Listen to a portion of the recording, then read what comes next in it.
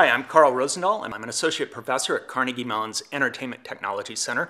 Welcome to my home workshop. I'd like to show you a game I created called 1000 LEDs because it has 1000 LEDs. The original goal of the project was to allow the player to experience what it's like to play high-speed professional sports games like baseball and tennis, where the ball can travel in excess of 100 miles an hour. In order to be able to play with a ball moving that fast, the player needs time to judge the speed and react, so this can't be a tabletop game. I took cues from the size of a tennis court and the distance from a pitcher's mound to home plate. They're both around 100 feet, so I decided to make this game 100 feet long. And that worked great. But because this game is essentially one-dimensional, it has fewer real-world variables than baseball or tennis. And because we aren't limited by real-world physics, we can go beyond what's physically possible. Players routinely have successful rallies at hundreds of miles an hour. It's more like Tron than it is like tennis. The rules for the basic game are pretty simple. The ball forms at the home plate of one of the players. That person hits it, and a rally begins. If you swing fast, the ball speeds up. If you swing slow, the ball slows down. If you don't give the ball enough energy to make it to the other side, it eventually dies down due to drag in the system and explodes. If you miss, the ball explodes. Players play the game both cooperatively and competitively. In the cooperative mode, they try and see how long a rally they can do and how fast they can get it going. In the competitive mode, it's just trying to win. Yeah!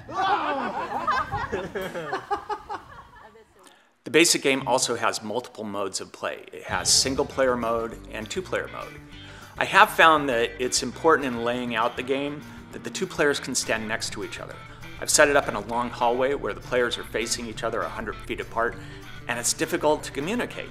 You end up yelling down the hall at each other. It works much better when I set it up in a horseshoe or other circular shape so the two players can stand next to each other and communicate easily. Okay, let's go through all the pieces that make this thing work. First, this is 1000 LEDs. These are 5-meter long strips of 30 LEDs per meter, daisy chained together to be about 100 feet.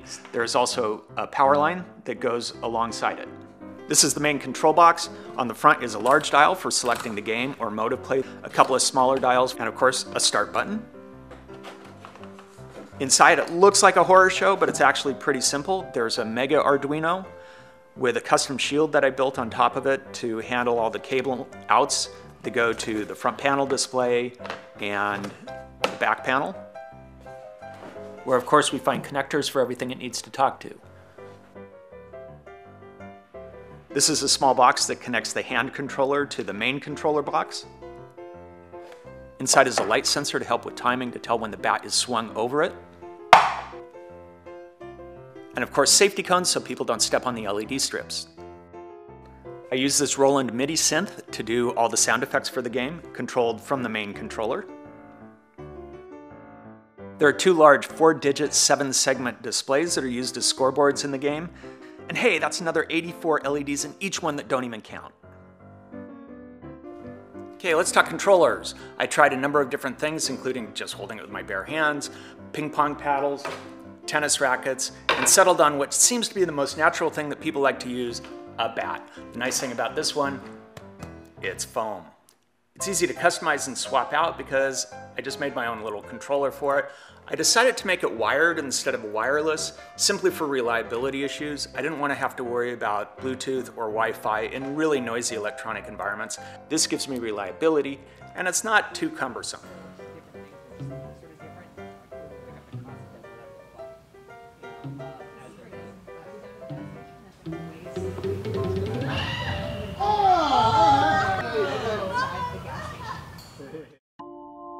Thanks for coming down to my workshop and checking out how I made 1000 LEDs. Hopefully we can get it set up sometime soon so you can play it too.